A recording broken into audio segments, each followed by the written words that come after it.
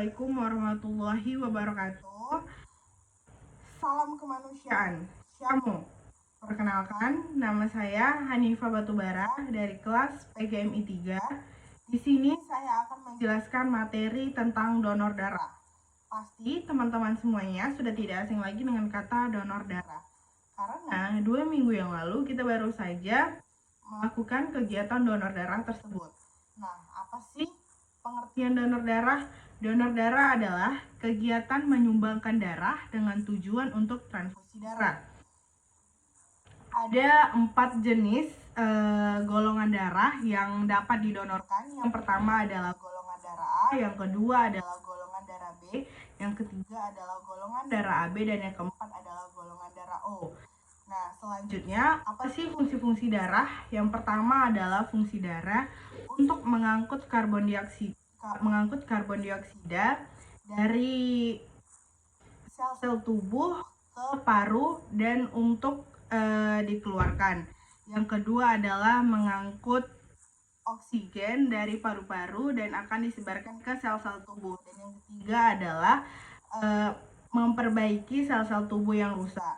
Selanjutnya adalah jenis-jenis golongan darah. Jenis-jenis donor darah itu ada 2. Yang pertama adalah donor darah sukarela dan yang kedua adalah donor darah pengganti atau DDP. Donor darah sukarela atau DDS adalah seseorang yang mendonorkan darahnya tanpa mengetahui untuk siapa darah tersebut diberikan.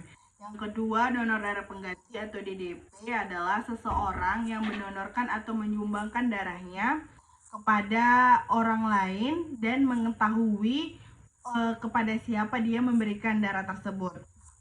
Selanjutnya adalah syarat-syarat mendonorkan darah. Syarat-syarat mendonorkan darah adalah yang pertama, wanita atau laki-laki yang berusia 18 sampai 60 tahun. Yang kedua adalah sehat jasmani dan rohani. Yang ketiga, berat badan minimal 45 kg.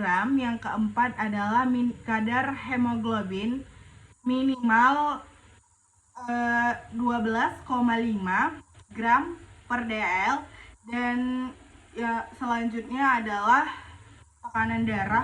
tekanan darah sosiotik 100 sampai 180 mm per Hg dan disosiotik 50 sampai 100 mm per Hg.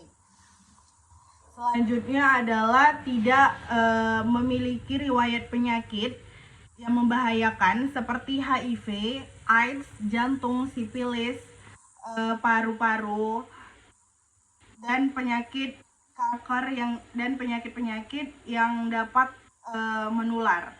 Selanjutnya adalah syaratnya untuk ibu hamil, wanita yang sedang haid, dan wanita yang menyusui tidak diperbolehkan untuk mendonorkan darah. Selanjutnya adalah dalam kegiatan donor darah yang dipindahkan dapat berupa darah lengkap dan atau darah komponen. Darah lengkap adalah darah yang mengandung seluruh komponen darah.